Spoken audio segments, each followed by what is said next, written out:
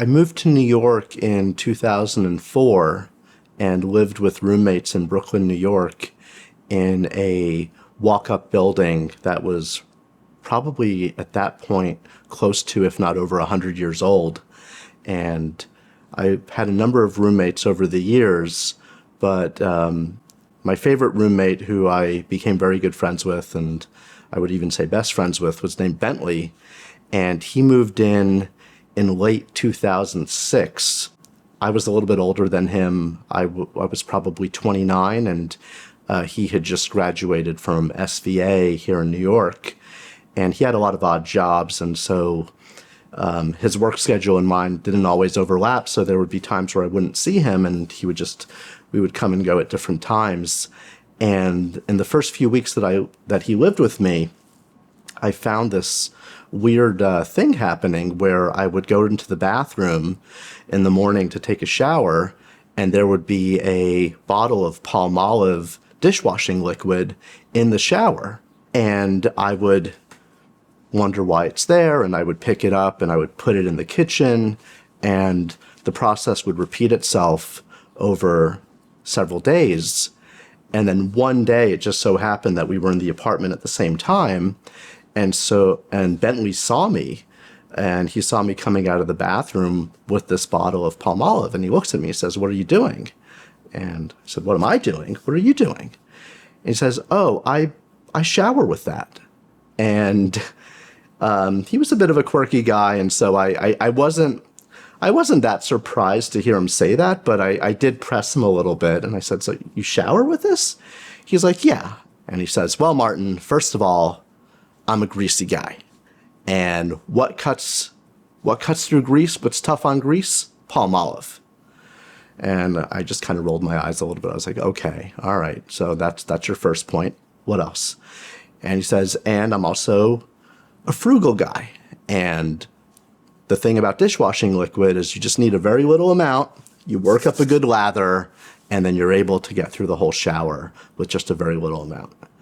And none of this made sense to me, and he knew that it didn't make sense to me, but in his mind it was completely 100% logical and rational. Obviously, we have a difference of opinion. You think it's the right thing to do. I think it's a very wrong thing to do. It's bad for your skin. It's meant to clean dishes. It's not meant to be used as a body wash. And I said, "But look, Bentley, we're not gonna, figure this out amongst ourselves. So let's check in with the experts." And on the back of that bottle, there's a 1-800 number where you can call Palmolive, and there are customer service representatives that are there waiting for your call to answer any questions that you have. And Bentley was next to me when I made the call. I might have had it on speaker, I'm not sure, but I called them, and I explained to the woman who picked up that I was calling on behalf of my roommate, who I recently found out is using their product to bathe. And I wanted to know if this was okay, and if this was something that the people at Palmolive would believe is a good use of their product. And it was really funny because the answer that I got from the Palmolive rep was very much on the fence, a very politically correct answer, where she didn't want to turn away a customer, but she also didn't want to make it appear as though the company was endorsing this use of the product.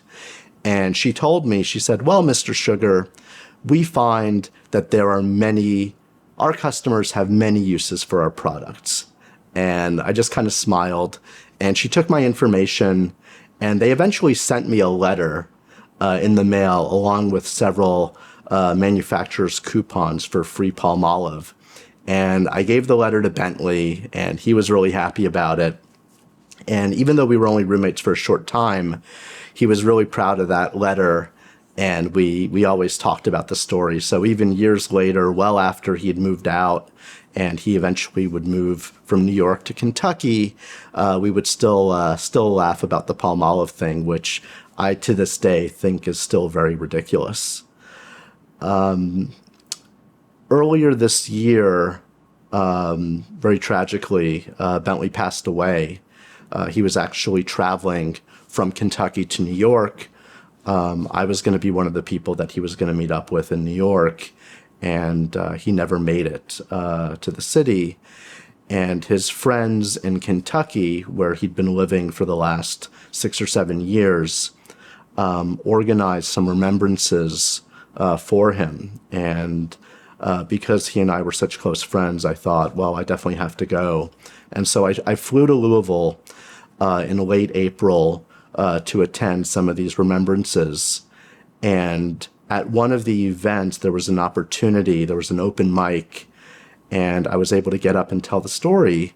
And what was really, and I don't know what the explanation is, but what was really kind of spooky about that day is when I landed in Louisville, the first thing I did was I checked into my hotel, and it just so happened that my hotel room was a suite, and there was like an efficiency kitchen with a refrigerator, a microwave, cabinets, plates, etc. And as I'm looking around in the room, specifically in that kitchen area, I'm going through the different cabinets to see what they have. I looked down and there was a little bottle of liquid. It was green liquid. It looked to be dishwashing liquid, but I couldn't see what kind it was. And as I reached down, I distinctly remember telling myself, like, please be Palmolive, please be Palmolive. And sure enough, I reached down and there it was. It was a small bottle of Palmolive liquid, the exact green liquid that Bentley had used to shower all those years ago when he and I lived in Brooklyn. And it was just such a funny thing because of all the hotel rooms in all the world, I've never come across dishwashing liquid. And here I was in Louisville attending these remembrances for my dear friend, and it was the same liquid that he had used. And so later that evening, I got up and I told the story, and at the end of the story, I reached out and I pulled out that bottle of Palmolive, and it got a big laugh, and it was a really sweet moment, and it's one that I'm sure he would have been very happy to see. And later that weekend, I was in Louisville for about 4 days. Later that weekend, I was talking to his girlfriend, and his girlfriend, Melissa, who I had met once before, told me that when she was going through his things, because she had, of course, been to his house after he passed away, she found the letter. She found that letter from 16 years ago that the Palmolive people had sent me after I made that phone call. And it was really touching because that letter was not only something that Bentley had held on to, but he had it in a folder along with his social security card and his birth certificate. So it was definitely a very, very important document to him. And it's also a testament to the kind of person that he was, that he would treat it with such importance. And so I got the letter from Melissa, and when I came back to New York, I ordered a frame so that I could hold on to it and make sure that it's kept well. And it's dated February 22nd, 2007, and it's on letterhead from the Colgate Palmolive Company, and it says, "Thank you for your recent inquiry.